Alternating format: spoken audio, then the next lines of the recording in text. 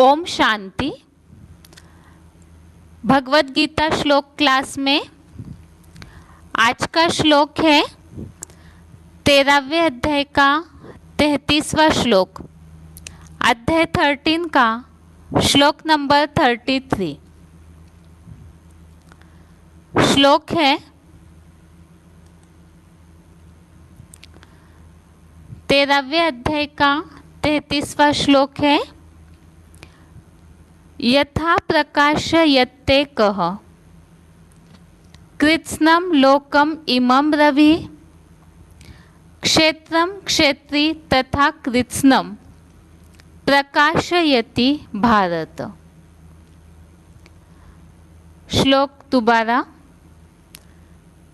यथा प्रकाशयते कः कृत्स्नं लोकम इमं रवि क्षेत्रं क्षेत्री तथा कृत्स्नं प्रकाशयति भारत। अध्याय 13 का श्लोक नंबर 33 आज के क्लास में हम देख रहे हैं। श्लोक फिर से।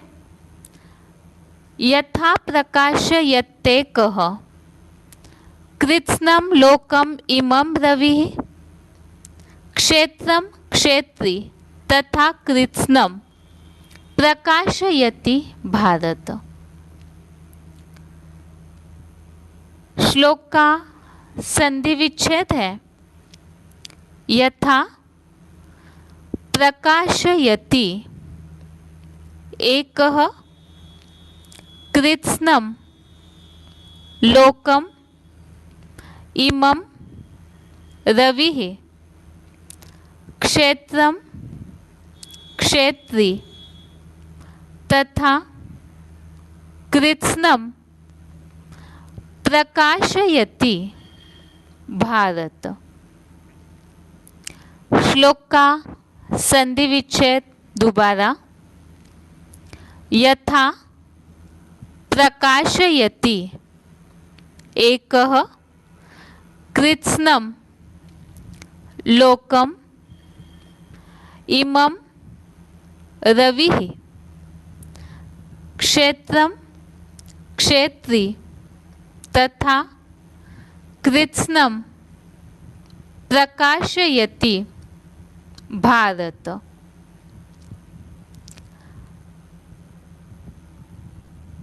तेरहवें अध्याय के 33वें श्लोक के शब्दों के अर्थ देखते हैं। भारत अर्थात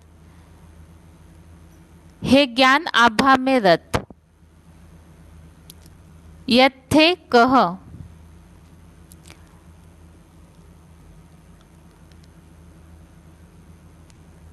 इसमें दो शब्द है यथा एकः।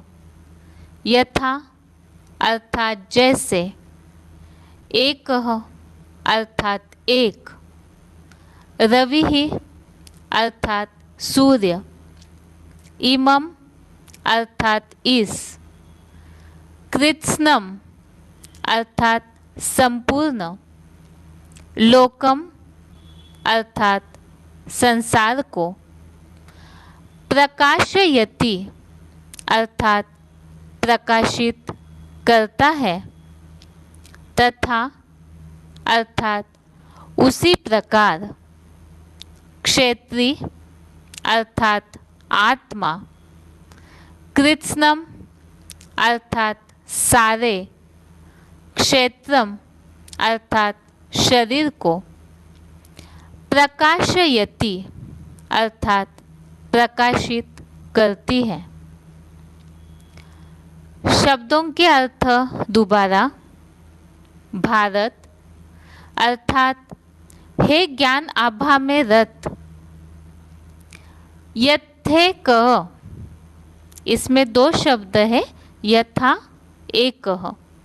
यथा अर्थात जैसे, एकः अर्थात एक, रवि अर्थात सूर्य, इमं अर्थात इस, कृत्स्नं अर्थात संपूर्ण, लोकम अर्थात संसार को, प्रकाशयति अर्थात प्रकाशित करता है, तथा अर्थात उसी प्रकार, क्षेत्री अर्थात आत्मा, कृत्स्नम अर्थात सारे, क्षेत्रम अर्थात शरीर को, प्रकाशयति अर्थात प्रकाशित करती है।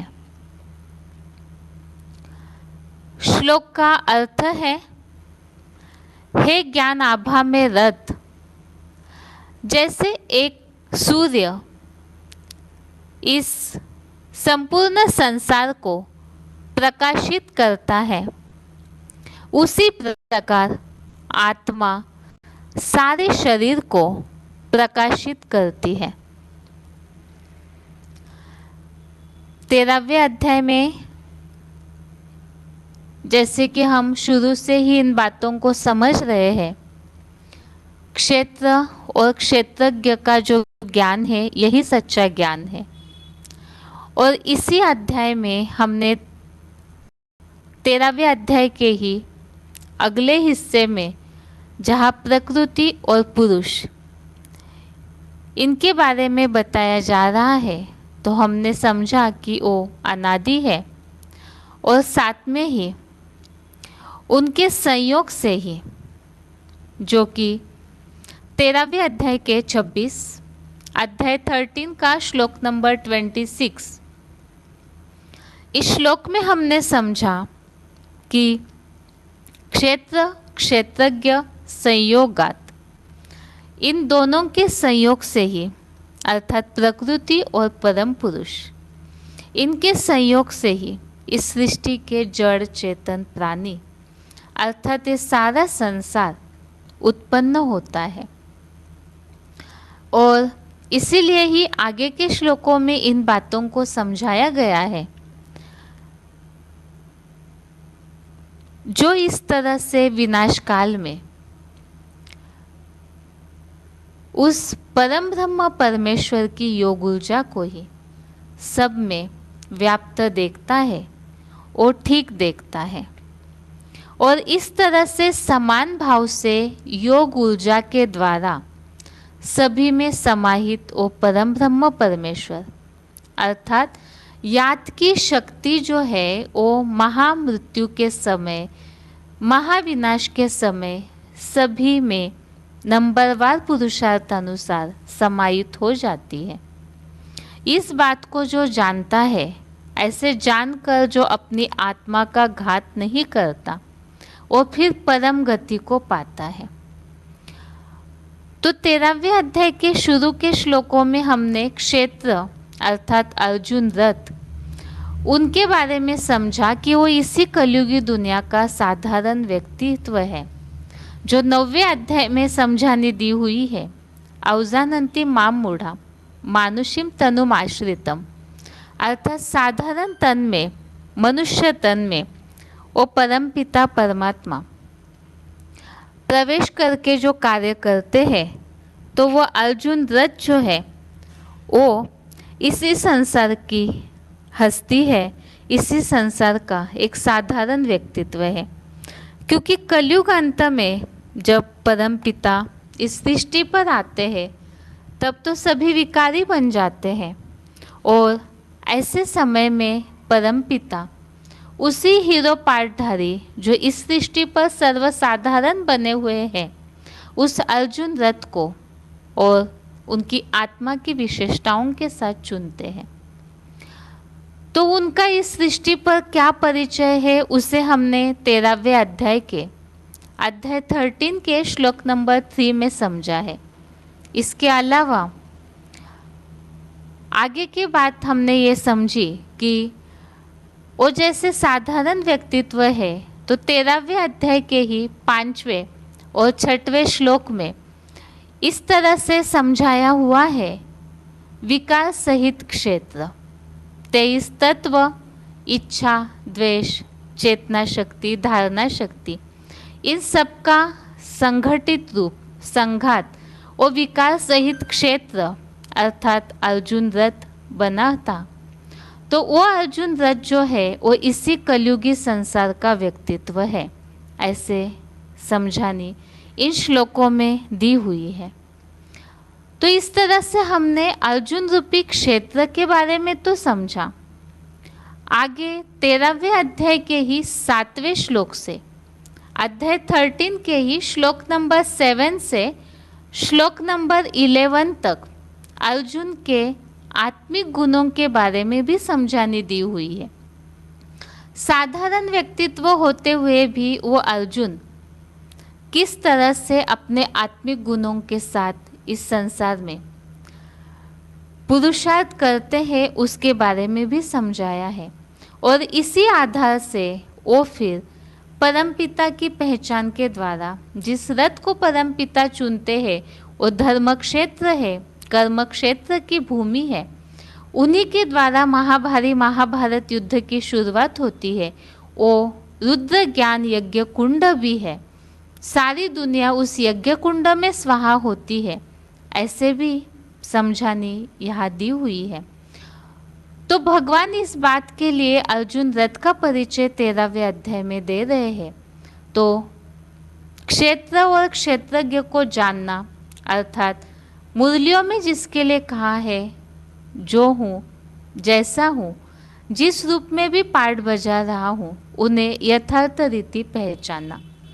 तो इसीलिए भगवत गीता के द्वारा भी उस अर्जुन रथ की पूरी पहचान हमें मिलती है।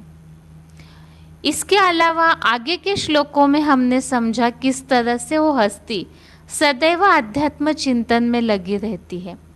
परम पिता उस तन में प्रवेश करने के बावजूद भी किस तरह से निर्गुण और अभोक्ता रहते हैं उसे भी हमने समझा। और वही अर्जुन रथ शिव समान बनते हैं तो वो भी कैसी स्थिति बनाते हैं उसे भी हमने समझा। और इसके अलावा हमने प्रकृति और पुरुष के विषय में भी समझा कि जो इन दोनों को जानता है गुणों सहित और फिर विष्णु रूप परम पद को प्राप्त करता है।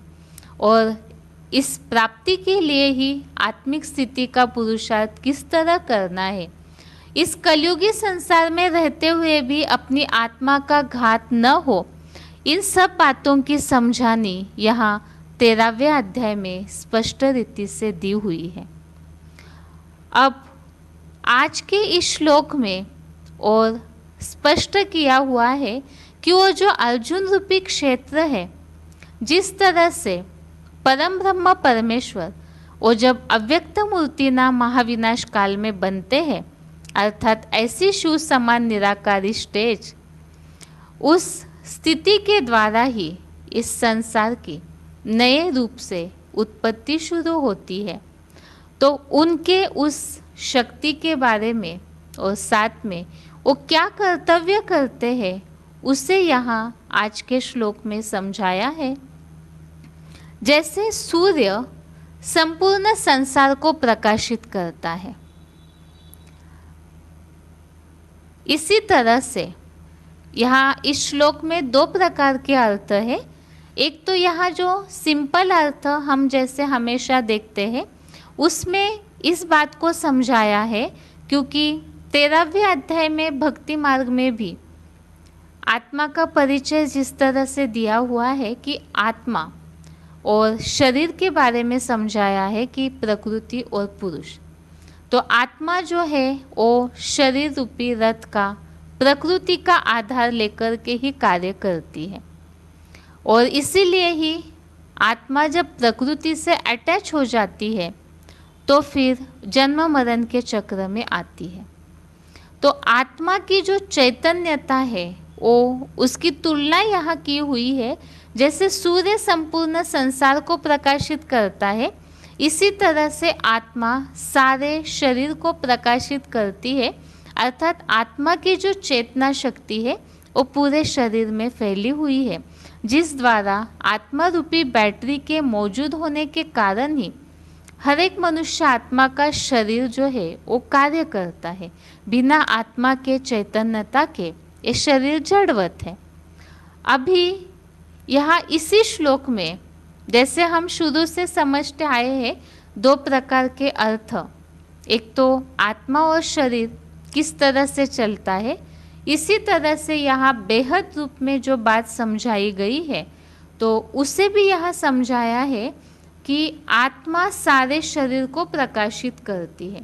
तो वो कौन सी आत्मा है उसे समझने के लिए ही हम यहाँ क्लैरिफिकेशन सहित अर्थ समझते हैं।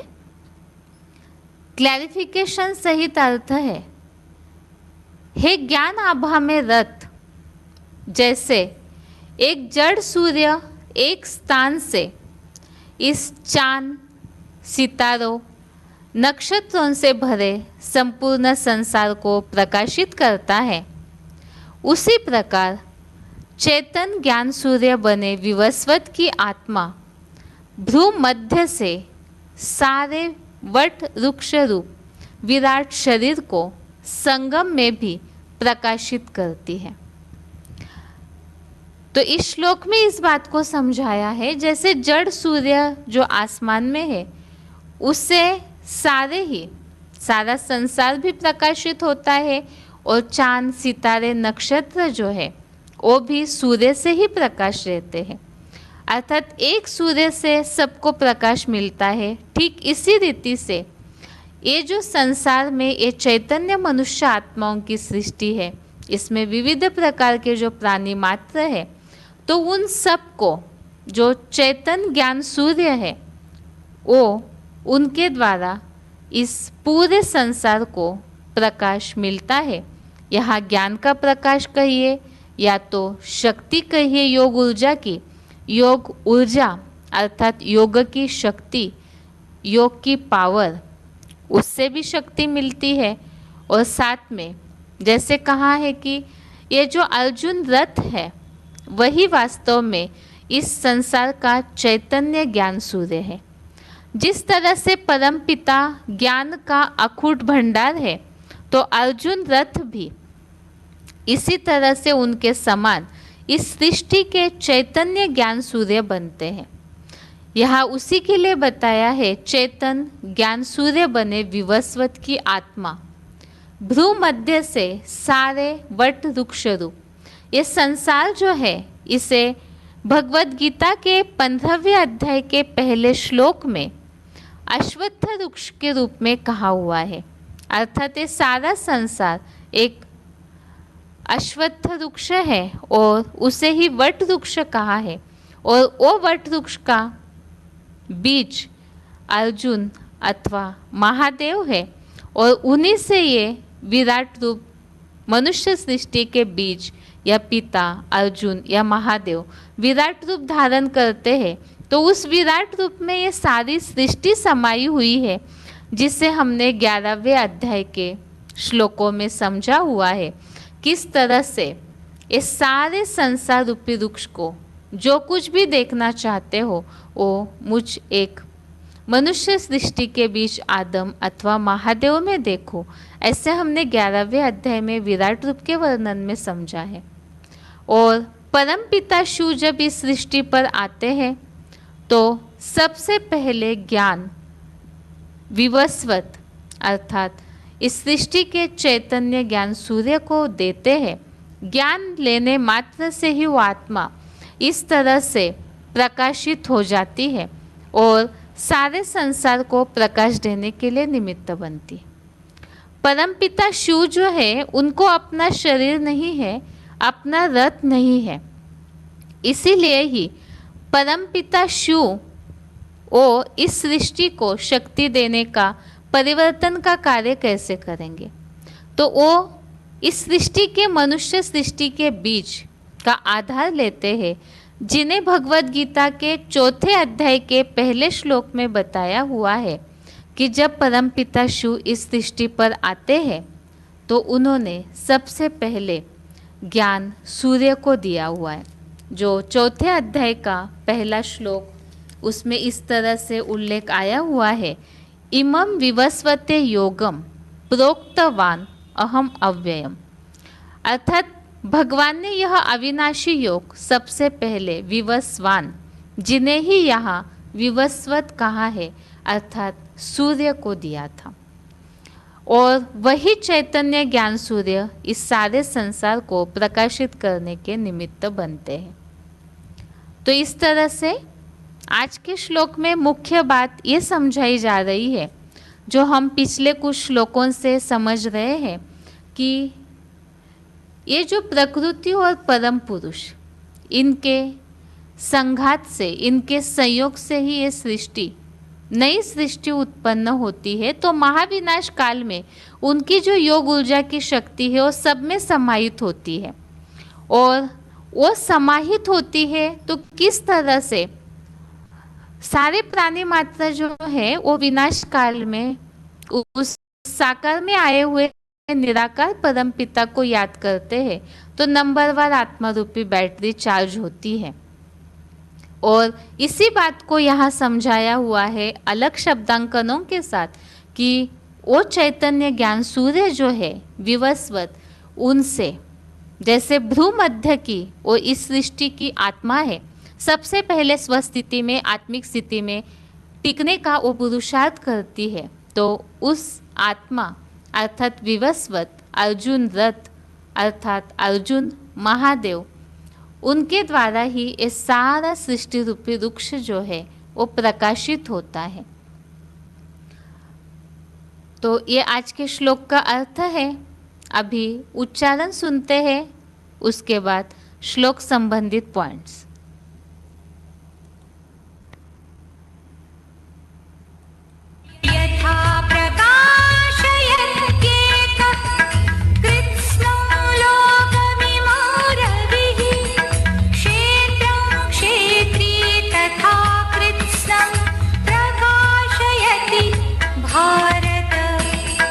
ज्ञान आभा में रत, जैसे एक जड़ सूर्य एक स्थान से इस चांद सितारों नक्षत्रों से भरे संपूर्ण संसार को प्रकाशित करता है, उसी प्रकार चेतन ज्ञान सूर्य बने विवस्वत की आत्मा भ्रूमध्य से सारे वट वृक्ष रूप विराट शरीर को संगम में भी प्रकाशित करती है।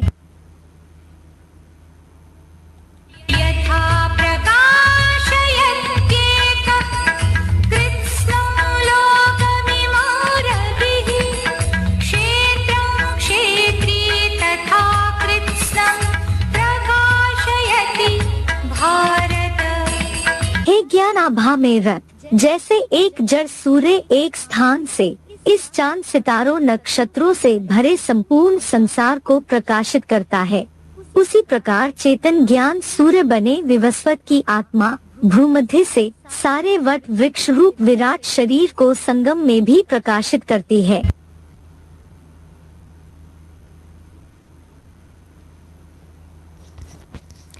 अभी आगे है श्लोक संबंधित पॉइंट्स। पहला पॉइंट है VCD number 2474, VCD number 2474, 9 minute 9 minutes के बाद से लिया हुआ पॉइंट है। एक जड़ सूर्य संपूर्ण संसार को प्रकाशित करता है। जैसे सूर्य है, सारी दुनिया का मुखिया है, ग्रह नक्षत्रों का भी मुखिया है, और इस पृथ्वी पर जहाँ जीवन है, आत्माएं आकर जीवन धारण करती हैं,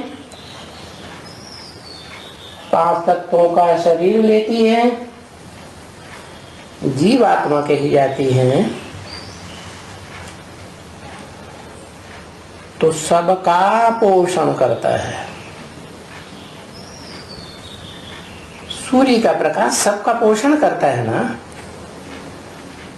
ग्रह नक्षत्र सितारों उपग्रह पृथ्वी जल वायु अग्नि आकाश और जो भी प्राणी मात्र है सबसे डिटैच होकर रहता है।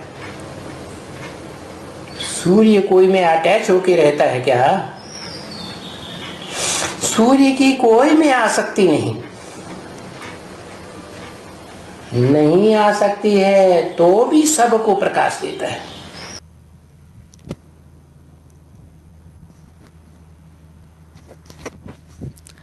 अगला पॉइंट है VCD number 2933, VCD number 2933, 27 minute 27 minutes के बाद से लिया हुआ पॉइंट है।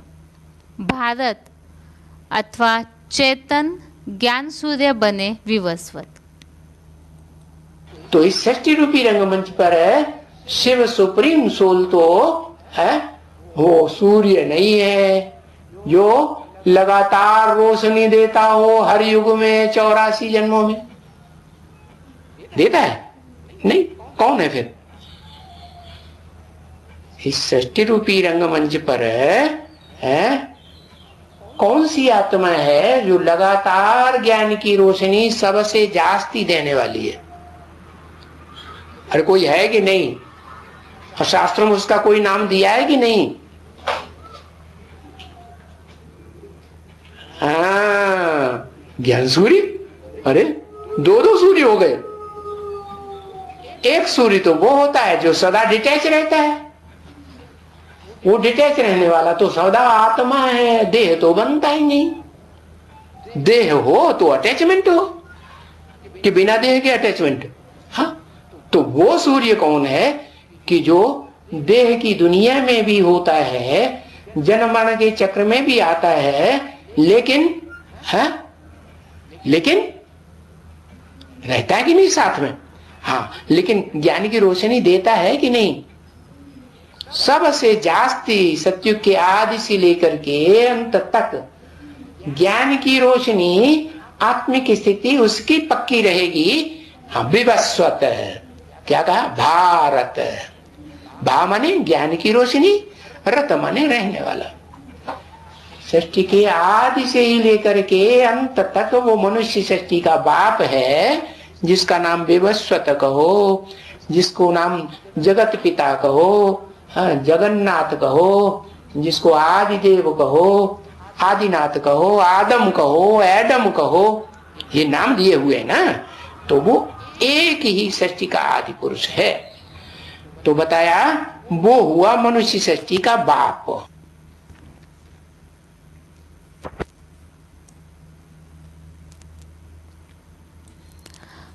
अगला पॉइंट है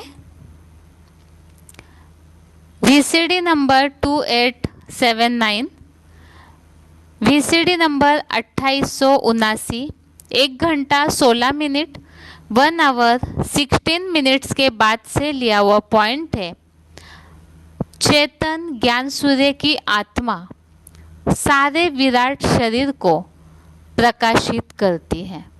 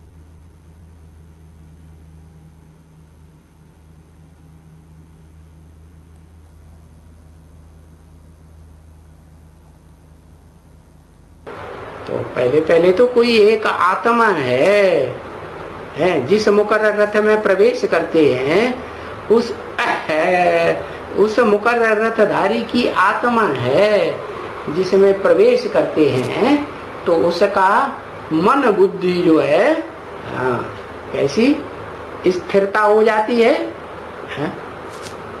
क्या बन जाता है? जो उसकी राजधानी क्या है? उसका शरीर ही उसकी राजधानी है। संपन्न स्थिति, कैसी? परम ब्रह्म। शरीर क्या हुआ? परम ब्रह्म लोक हुआ है या नहीं? ऊंच ते ऊंच परम ब्रह्म लोक या सामान्य ब्रह्म लोक जहां सब सामान्य आत्माएं रहेंगी? ऊंच ते ऊंच परम ब्रह्म लोक जहां बिंदु बिंदु बिंदु बिंदु बीज रूप आत्माएं, सारी सृष्टि की जो बीज आत्माएं हैं, बाप समान आत्माएं, वो उस परम ब्रह्म लोक में ठहरेंगी, पहुंचेंगी। एक आत्मा के लिए कहेंगे कि उसकी ऐसी स्थिति बन गई कि जैसे उसकी राजधानी राजा की धारणा शक्ति है, वो हो गई। धारण कौन करता है? अरे आत्मा राजा बनती है, रंग बनती है, तो कौन ने धारण किया आत्मा को? शरीर ने धारण किया ना। तो जिस शरीर ने धारण किया वो राजधानी क्या हुआ? राजा की धारणा शक्ति हो गई। कैसी हो गई? है? लाइट का गोला हो गई या अंधेरा है? एकदम लाइट का गोला बन गया। तो जो आत्मा में जो प्रकाश ही प्रकाश रोम रोम में फैल जाता है ना, तो जैसे कि राजधानी शरीर के अंदर ही राजधानी स्थापन। इसलिए फिर उस शरीर में विराट रूप दिखाते हैं। क्या देवताएं भी दिखाती कि नहीं? शरीर में विराट रूप में देवताएं नहीं दिखाते? दिखाते हैं। इसका मतलब देवताओं की दुनिया उस शरीर में भी है? और फिर नरक की दुनिया में राक्षस भी उसमें दिखाई जाते ही नहीं? वो भी दिखाई जाते हैं, दाढ़ी मूछ वाले।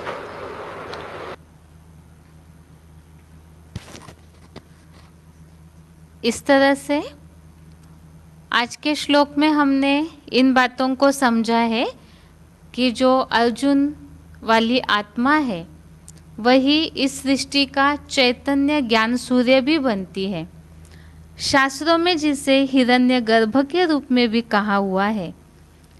योग ऊर्जा की शक्ति के द्वारा वो आत्मा इस तरह से बन जाती है जैसे कि एकदम लाइट का गोला, और वो लाइट का गोला अर्थात याद की शक्ति के द्वारा वो इस तरह से प्रकाशमान हो जाती है कि वो पूरी तरह से सबको रोशनी देने वाली, प्रकाशित करने वाली बन जाती है। और वही चैतन्य ज्ञान सूर्य इसीलिए बनती है क्योंकि जैसे परमपिता शिव आते हैं तो वैसे सबसे पहले वही आत्मा ज्ञान को धारण करती है, जिसके लिए ही इस श्लोक के शुरू में ही कहा हुआ है, हे भारत अर्थात हे ज्ञान आभा में रत। तो वो आत्मा सदैव ही इस तरह से ज्ञान की रोशनी में ही लगी रहती है, जिनके लिए कहा हुआ है चैतन्य ज्ञान सूर्य। सूर्य जैसे इस सृष्टि पर सदैव डिटैच रहता है, इसी तरह से वो आत्मा भी सबको प्रकाशित करने के बावजूद भी वो मुकर्रर तनधारी अर्जुन रथ महादेव इस सृष्टि का चैतन्य ज्ञान सूर्य सदैव डिटैच रहती है और सबको शक्ति देने के भी निमित्त बनती है।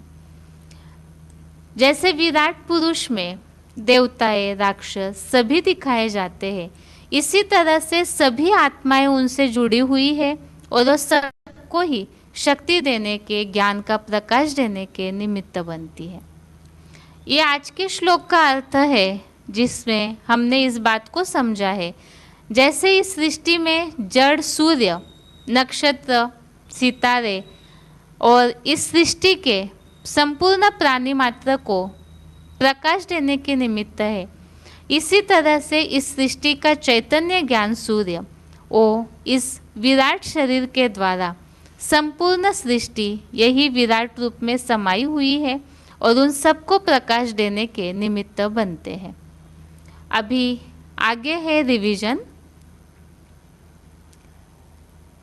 रिवीजन के लिए आज का श्लोक है 11वें अध्याय का 16वां अध्याय 11 का श्लोक नंबर 16 और 11वें अध्याय में जहाँ हम विश्व रूप दर्शन योग, जिसे ही हमने विराट रूप के वर्णन के रूप में समझना शुरू किया है, और इसमें जैसे कि 10वें अध्याय में विभूति योग के बाद अर्जुन ने भगवान से ये कहा, आपका जो ऐश्वर्यवान योग ऊर्जा वाला स्वरूप है वो मुझे दिखाइए। तो इसीलिए भगवान ने अर्जुन को विराट रूप दिखाना शुरू किया, जिसके लिए 11वें अध्याय के 8वें अध्याय 11 का श्लोक नंबर 8 में हमने समझा है कि इन स्थूल आँखों से, इन चर्म चक्षुओं से भगवान का वो जो ऐश्वर्य संपन्न योग ऊर्जा वाला रूप है उसे नहीं देख सकते हो। इसीलिए ही भगवान ने दिव्य नेत्र दिए और ज्ञान नेत्र के द्वारा अर्जुन ने भगवान का वो जो विराट रूप देखा है। देखने के बाद अर्जुन ने जो वर्णन किया है उन्हीं श्लोकों को हम यहाँ समझना शुरू किए हैं।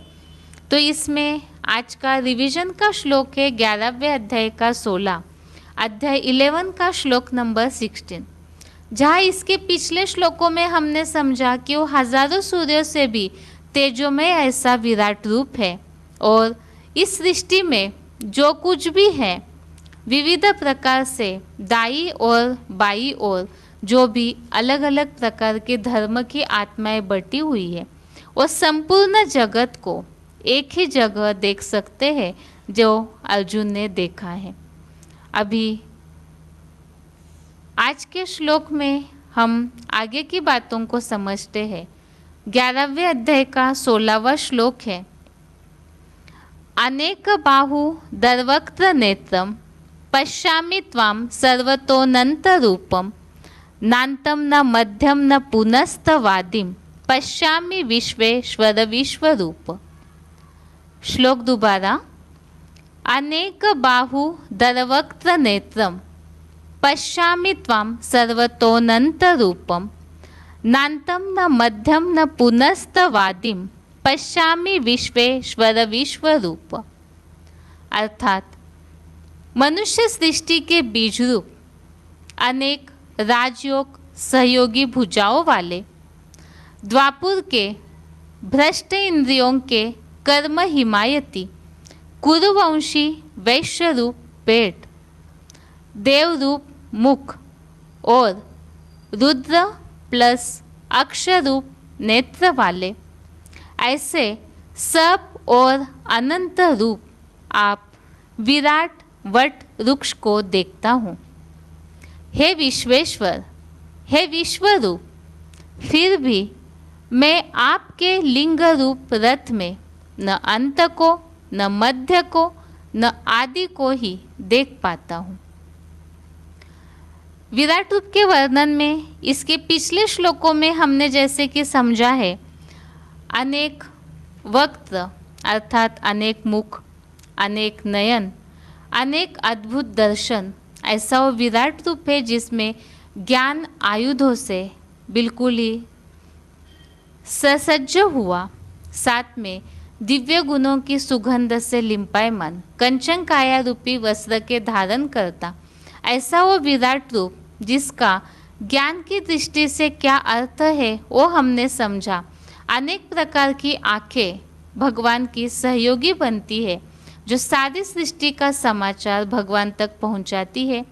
अनेक प्रकार के ऐसे मुख हैं जो कि भगवान को सहयोग देने के निमित्त बनते हैं।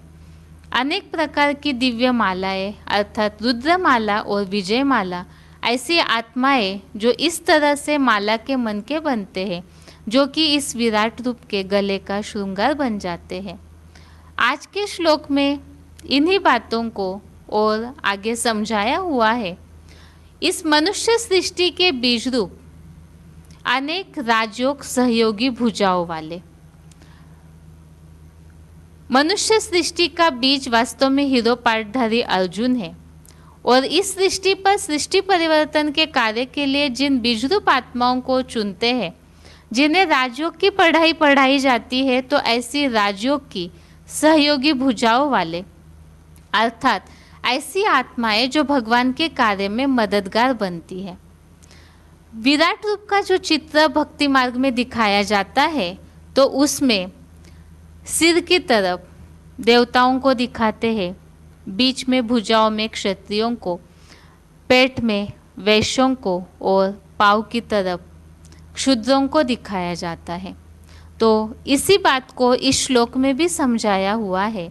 द्वापर से भ्रष्ट इंद्रियों के कर्म हिमायती, कर्म हिमायती अर्थात कर्मों को महत्व देने वाले, और भ्रष्ट इंद्रियों की अर्थात ऐसे विकारी सुखों की पूर्ति के लिए जो कर्मों में ही लगे रहते हैं।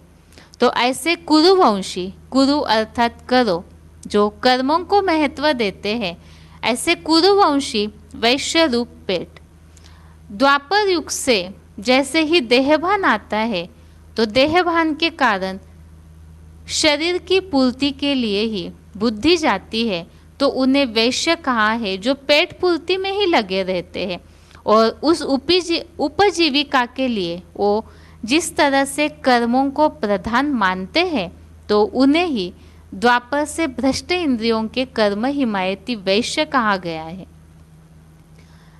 ऐसे ही देव रूप मुख, तो मुख की तरफ देवताओं को दिखाया गया है और उसमें भी विराट रूप के मुख में देवताएं और उनकी जो आंखें हैं और रुद्र अक्ष अर्थात रुद्राक्ष के जो मन के हैं, जो भगवान की आंखें बन जाते हैं। ऐसे सब और अनंत रूप, ऐसा अनंत रूप जिसका अंत नहीं है।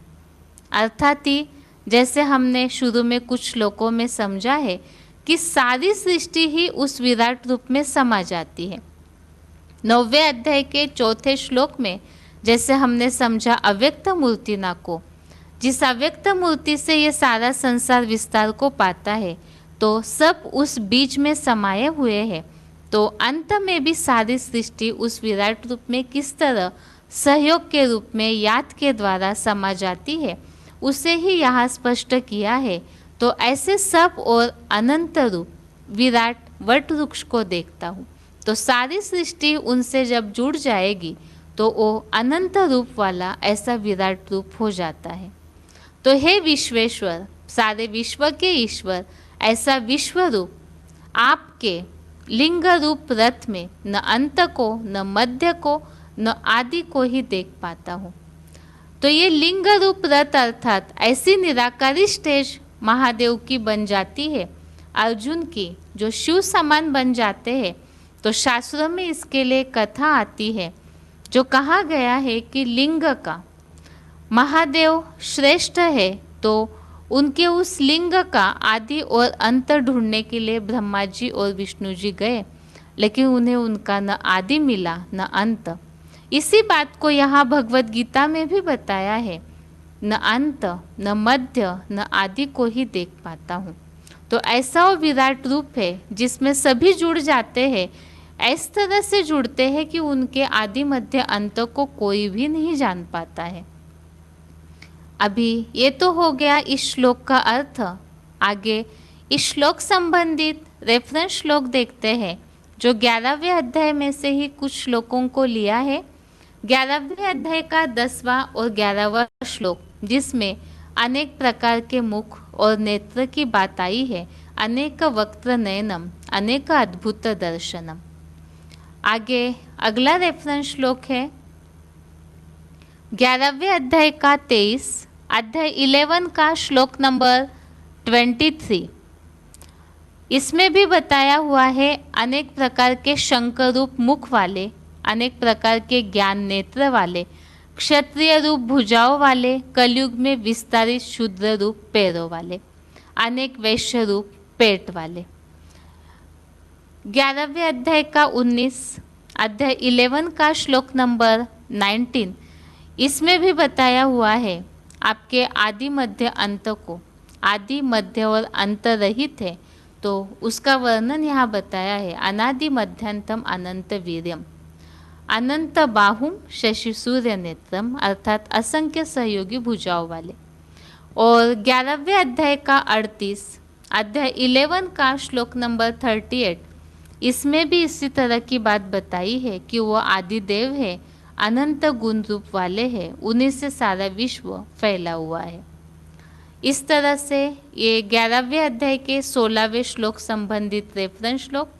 अभी आगे किस तरह से ओ आदि मध्य अंत रहित विराट रूप। इसे समझने के लिए ही श्लोक संबंधित पॉइंट समझते हैं।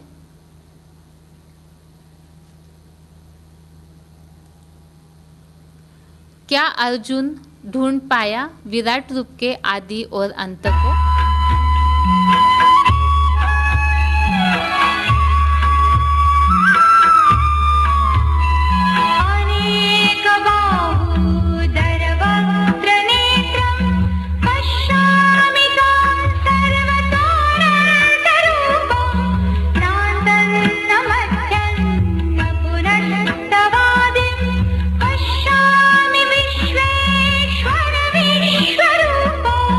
अनेक बाहु, अनेक भुजाओं वाले, उदर वक्त्र नेत्रम, पेट देवरूप मुख नेत्र वाले, सर्वथा अनंत रूपम त्वाम पश्यामि, सब और अनंत रूप आपको देखता हूँ।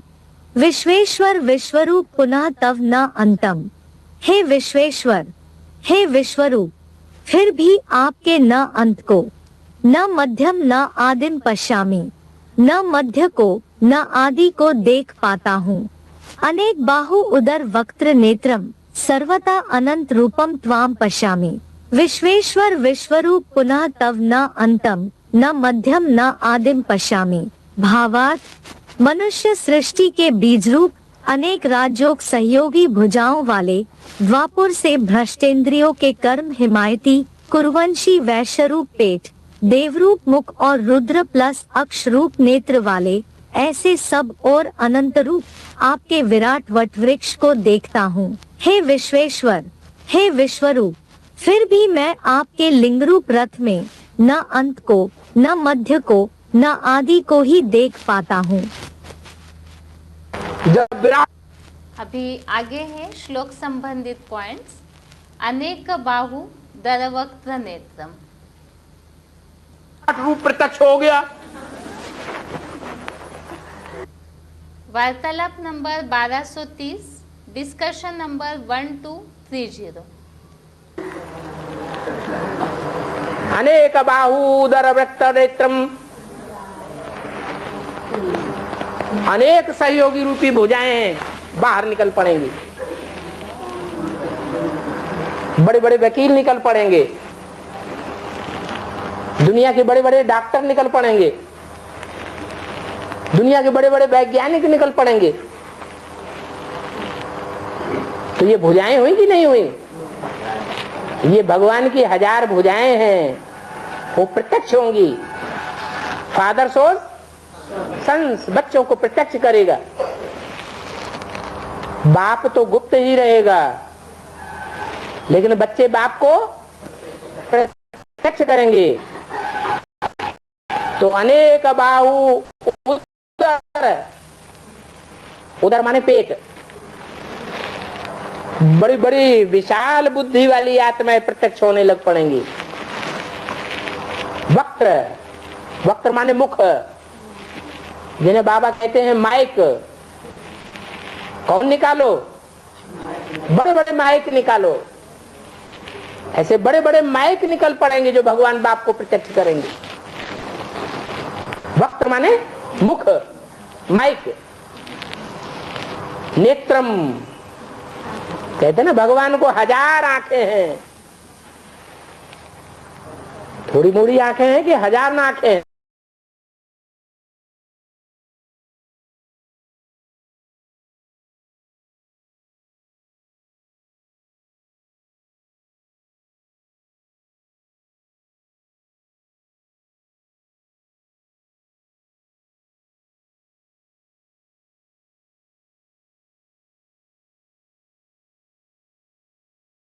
तो कोई देख के रखने वाला है या नहीं है? कोई आंखों वाला देखेगा तभी तो बताएगा। तो अभी मधुबन भी शीश महल है। अगला पॉइंट है इससे संबंधित अनेक बाहु दरवक्त्र नेत्रम, वार्तालाप नंबर 1466, डिस्कशन नंबर 1466। कोई अपनी करतूत को छिपाना चाहे, कमरे में बंद होकर के कोई करतूत उल्टी पलटी करे सीमत के बरखिलाफ, और सोचता हो हमारी तो छिपी हुई रहेगी, कोई नहीं जानेगा। लेकिन उस शीश महल में कुछ भी छिपा हुआ नहीं रहता, क्योंकि गीता में ही बोला हुआ है, अनेक बाहुदर वक्त्र नेत्रम, भगवान को अनेक भुजाएं हैं, सहस्त्र आंखें हैं, सहस्त्र कान हैं, उससे कैसे छुपेगा। तो शीश महल अब है, और आगे चलते चलते क्लियर शीश महल बनेगा। ऐसा शीश महल बन जाएगा जो कोई भी भिखारी यहाँ प्रवेश ही नहीं कर सकेगा। अगला पॉइंट है राजयोग सहयोगी पूजाएं। हमारे घर के हैं वो जो राज परिवार में आने का पुरुषार्थ करते हैं। वार्तालाप नंबर 1237, डिस्कशन नंबर 1237। बाप किसको पढ़ाई पढ़ाने आए हैं? जो जन्म जन्मांतर राजाएं बनते हैं, राज परिवार में आते हैं, उनको पढ़ाई पढ़ाने आए हैं। वही बाप के असल बच्चे हैं जो राजा बच्चे बनते हैं। तो परखना है कि हमारे परिवार के कौन कौन हैं। जो जितना सहयोगी हैं जरूर उतने बड़े योगी हैं। जो योगी हैं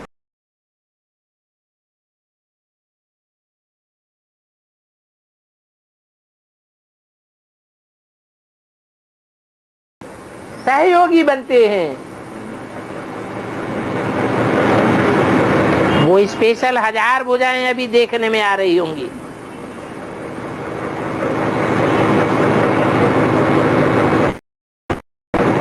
उनको पहले दान देना है। इन 1000 में 108 भी समाये हुए हैं। उन 1000 भुजाओं को जो विशेष सहयोग देते हैं वो हैं 16,108। वो भी अभी देखने में आ रहे हैं। कौन कितने सहयोगी हैं ईश्वरीय सेवा में। जितने जितने सेवाधारी हैं उतने उतने बाप के परिवार के हैं। सेवाधारी बनते बनते अगर ठोकर मार के चले जाते हैं तो 5वीं मार से नीचे गिर गए और दूसरे धर्म में कन्वर्ट होने वाले हैं। बाप का नाम बदनाम करने वाले हैं। बाप अर्थात ज्ञान सूर्य के कुल के नहीं हैं, कोई और धर्म में कन्वर्ट होने वाले हैं। कुरु माने करो। अगला पॉइंट है कर्म हिमायती कुरुवंशी, VCD नंबर 2853, VCD नंबर 2853। कैसे करो? कर्म इंद्रियों से कुछ करते रहो, करो। चाहे मुख्य कर्मेंद्रिय से करो, चाहे गौण कर्मेंद्रियों से करो, करो। अरे माना भगवान को याद करो या न करो, लेकिन कर्म इंद्रियों से करोगे हाँ तो कुछ बनोगे और संसार है सुख शांति रहेगी। ऐसे समझते हैं। तो ये कौरव जो कुरु की औलाद कहे जाते हैं वो सुख शांति बढ़ाते हैं कि दुख और अशांति बढ़ाते हैं? है? दुख और अशांति बढ़ाते हैं ना। तो ये द्वापर युग से कर्म घमंडियों की दुनिया शुरू होती है। क्या इस्लामी, बौद्धी, क्रिश्चियन और इनके जो फॉलोअर्स सहयोगी धर्म पिताएं और उनके फॉलोअर्स जो धर्म के मानने वाले लोग हैं वो कर्म करना कर्म इंद्रियों से प्रधानता देते हैं, 4 वर्ण दिखाते हैं विराट रूप में। अगला पॉइंट है देव रूप मुख, द्वापुर से भ्रष्ट इंद्रियों के कर्म हिमायती कुरुवंशी वैश्य रूप पेट। वार्तालाप नंबर 1349, डिस्कशन नंबर 1349। हाँ हाँ, तो मस्तक समान देवताएं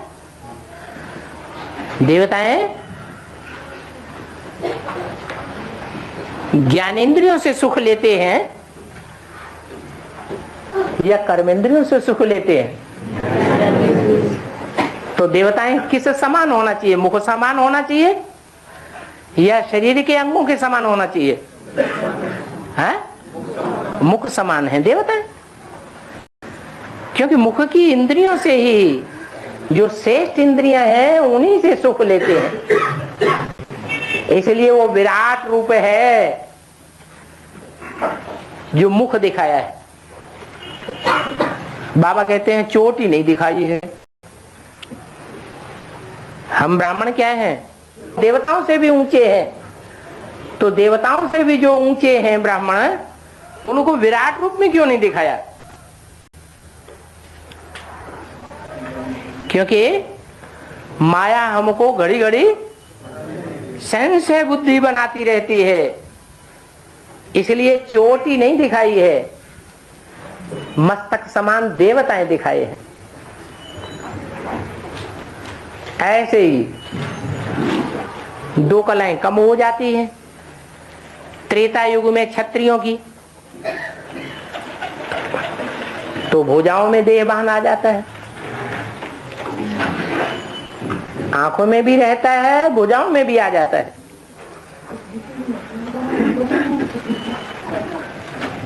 छाती में भी देह अभिमान आ जाता है। जहां तक भुजाएं हैं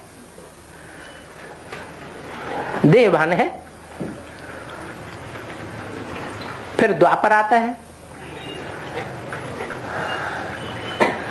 द्वापर में संग्रह वृत्ति शुरू हो जाती है।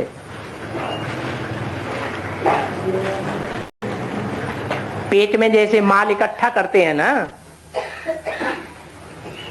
ऐसे ही पेटू हो जाते हैं।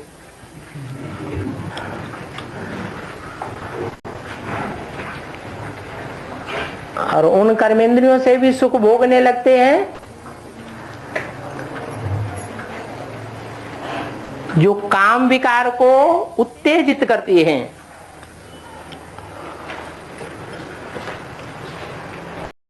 सबकी कामनाएं बढ़ती जाती हैं। देवताओं की कोई कामना नहीं होती है, और द्वापर युग से मनुष्यों में अनेक प्रकार की कामनाएं होती हैं। कामनाओं के कारण उनको वैश्य कहा जाता है, विशियस। एक से संतुष्ट नहीं होते। एक की पूर्ति हुई तो दूसरी, तीसरी, चौथी, 5वीं संख्या बढ़ती जाती है, व्यभिचारी बनते जाते हैं। सतयुग त्रेता में देवताएं व्यभिचारी नहीं थे,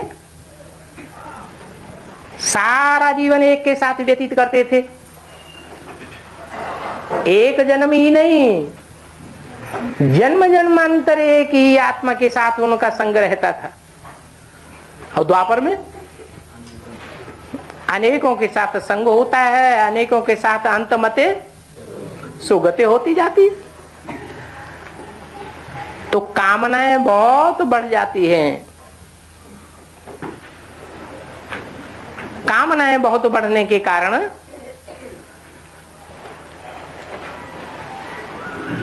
जो देह की इंद्रियां हैं, कर्मेंद्रियां, उनसे सुख भोगने की लालसा बढ़ जाती है। इतनी लालसा बढ़ती है कि कोई कोई तो अनेक धर्मों में कन्वर्ट होते रहते।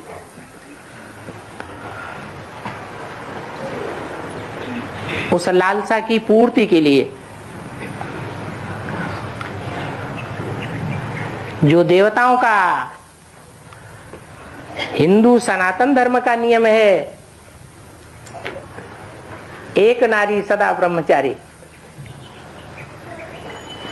वो दूसरे धर्म में कन्वर्ट होने वाली आत्माएं उस नियम को पूरा ही तोड़ देती है। तो विषय विकार बढ़ेंगे या घटेंगे? विषयस बन जाते हैं। विषयस से बना है वैश्य। और कलयुग में तो कोई धर्म ही नहीं, शूद्र बन जाते हैं। क्षुद्र, क्षुद्र माने कर्मों से अति नीच कर्म करने वाले, चोरी चकारी डकैती, लुच्चे छिनरे बढ़ते चले जाते हैं। उनको कहा जाता है क्षुद्र। क्षुद्र शब्द से बना शूद्र। तो विराट रूप में वो चारों ही वर्ण दिखाए हुए हैं।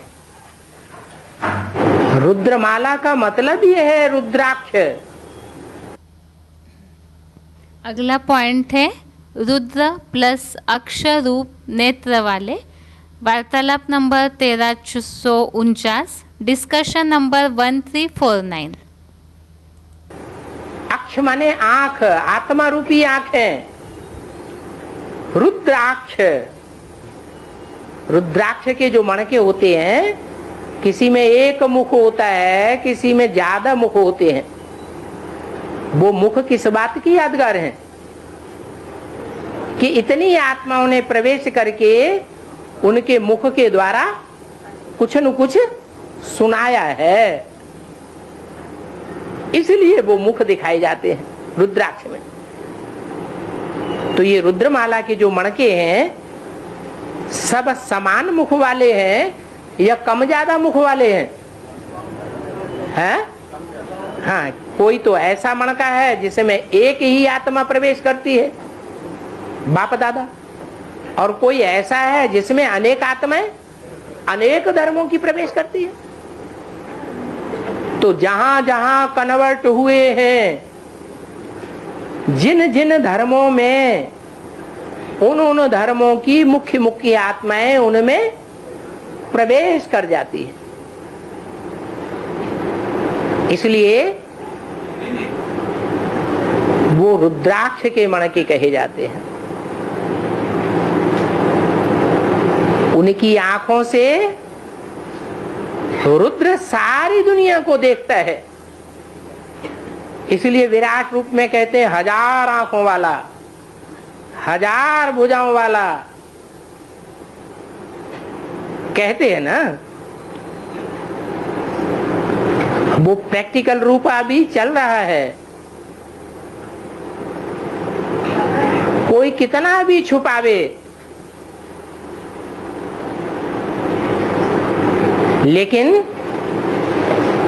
उसका छुपा हुआ रूप बाप के सामने जरूर प्रत्यक्ष हो जाता है। कोई न कोई उनका मिटमैट जो ज्यादा नजदीकी होता है, आज मिटमैट है और कल क्या बन जाता है? शत्रु बन जाता है। और बाप के सामने सारी बात खुलासा कर देता है। विश्व रूप का जो वर्णन आता है, हाँ, उसका प्रैक्टिकल में कैसे? हाँ, तो प्रैक्टिकल में अभी देखने में नहीं आ रहा है। अगला पॉइंट है विश्व रूप। वार्तालाप नंबर 1610, डिस्कशन नंबर 1610। अनेक बाहुदर व्यक्त नेत्रम। उस विश्व रूप को अनेक भुजाएं देखने में आ रही है। भुजा माने मददगार, सहयोगी देखने में नहीं आ रहे हैं आपको? आ रहे हैं? अरे आपने तो विश्वरूप दर्शन कर लिया। अनेक बाहु उदर, उदर माने पेट, ये पेट नहीं, अनेक प्रकार के बुद्ध रूपी पेट, एक पेट नहीं है। जो विश्वरूप का चित्र दिखाया जाता है उसमें एक बुद्ध रूपी सिर दिखाया गया है कि ढेर के ढेर बुद्ध रूपी सिर दिखाए गए हैं। उन बुद्ध रूपी सिरों में राक्षस भी है या नहीं? देवात्माएं भी है, बुद्धि चलाने वाली, मनन चिंतन मंथन करने वाली, प्लानिंग करने वाली, विश्वकर्मा जैसे भी है, देवताओं के आर्किटेक्ट, असुरों का भी आर्किटेक्ट है या नहीं? है मैराज, मैदानव।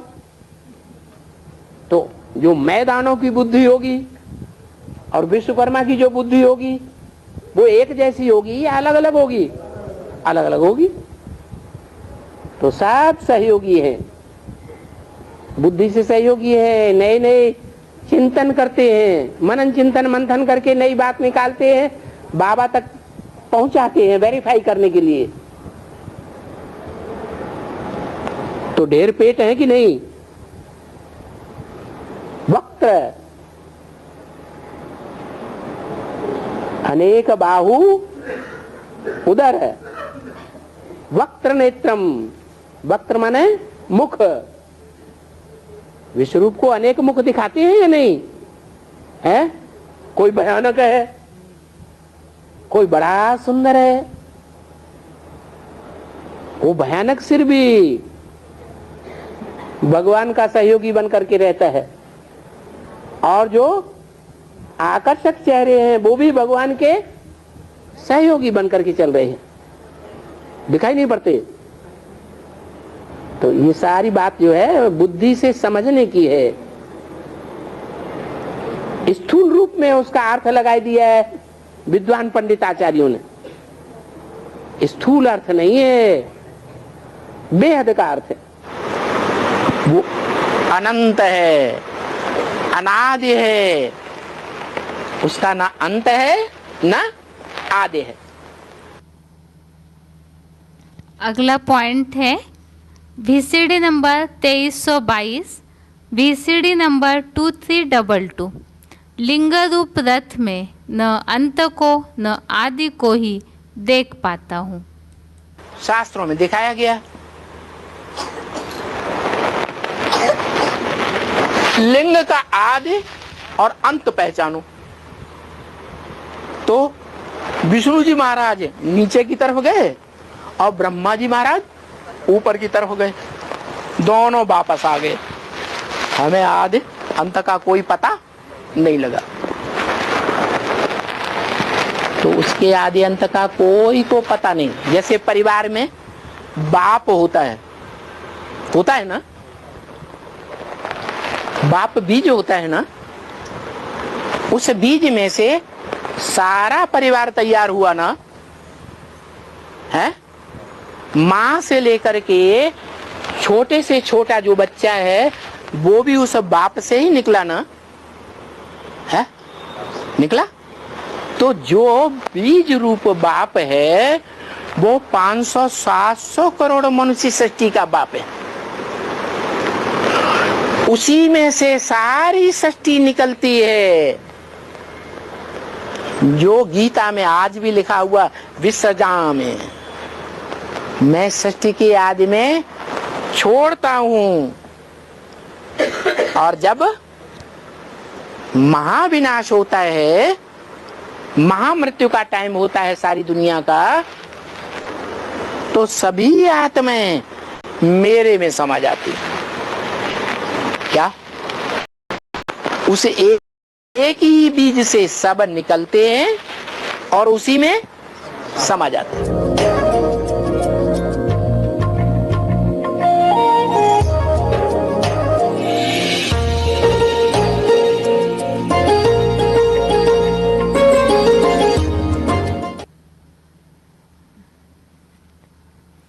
इस तरह से हमने विराट रूप में 11वें अध्याय के 16वें श्लोक में इन बातों को समझा है।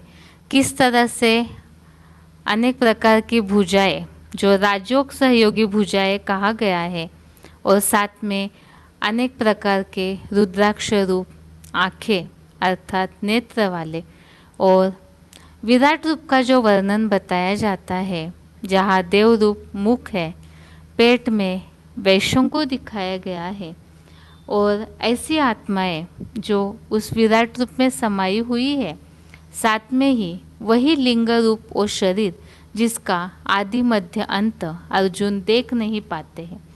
तो अव्यक्त मूर्ति नाम जिस तरह से महादेव अर्थात अर्जुन शिव समान बनकर निराकारी स्टेज धारण करते हैं, जिसकी यादगारी अव्यक्त मूर्ति ना जिसे भक्ति मार्ग में शिवलिंग के रूप में दिखाया जाता है।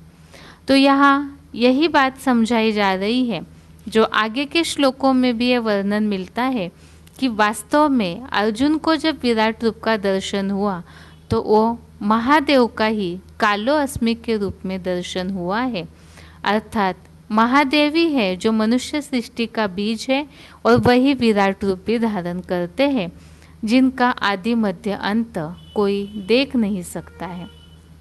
अभी आज के श्लोक को एक बार रिवाइज करके आज का क्लास पूरा करते हैं। आज का श्लोक है 13वें अध्याय का 33, अध्याय 13 का श्लोक नंबर 33। श्लोक है यथा प्रकाशयते कः कृत्स्नं लोकम इमं रविः क्षेत्रं क्षेत्री तथा कृत्स्नं प्रकाशयति भारत। श्लोक दोबारा, यथा प्रकाशयते कः कृत्स्नं लोकम इमं रविः क्षेत्रं क्षेत्री तथा कृत्स्नं प्रकाशयति भारत। अर्थात हे ज्ञान आभा में रत, जैसे एक जड़ सूर्य एक स्थान से इस चांद सितारों नक्षत्रों से भरे संपूर्ण संसार को प्रकाशित करता है, उसी प्रकार चेतन ज्ञान सूर्य बने विवस्वत की आत्मा भ्रू मध्य से सारे वट वृक्ष रूप विराट शरीर को संगम में भी प्रकाशित करती है। श्लोक का अर्थ हमने अभी पॉइंट के द्वारा समझा है ही कि जिस तरह से सूर्य से सारे संसार को रोशनी मिलती है, तो यहाँ पर चैतन्य जो आत्माएं हैं सृष्टि में, उनको शक्ति कहाँ से मिलती है उसे यहाँ बताया। वो याद की शक्ति, योग ऊर्जा की शक्ति जो है, वो उस विराट रूप का मुखिया अर्थात महादेव अर्जुन रथ, जो मनुष्य सृष्टि का बीज है, जो चैतन्य ज्ञान सूर्य है, उनके द्वारा सारे संसार को प्रकाश मिलता है। याद की शक्ति, ज्ञान प्रकाश सारे संसार को मिलता है। इसीलिए वही चैतन्य भारत है जिन्हें सदैव ज्ञान आभा में, ज्ञान की रोशनी में रत, वही अर्जुन भी है। इस तरह से आज के क्लास में हमने 11वें अध्याय का 16वां श्लोक, जिसमें विराट रूप का वर्णन समझा, जिस विराट रूप के लिए बताया है कि वो अव्यक्त मूर्ति ना, वो लिंग रूप का आदि मध्य अंत कोई देख नहीं सकता। और 13वें अध्याय के 33वें श्लोक में, अध्याय 13 के श्लोक नंबर 33 में किस तरह से वो अर्जुन रथ सारे संसार को प्रकाशित करता है, उसे हमने समझा, उनकी क्षमता, उनकी शक्ति, और विनाश काल में विशेष करके वो क्या कर्तव्य करते हैं उसे समझा। और इसके साथ ही आज के लिए गीता क्लास यहाँ ही पूरा करते हैं। ओम शांति।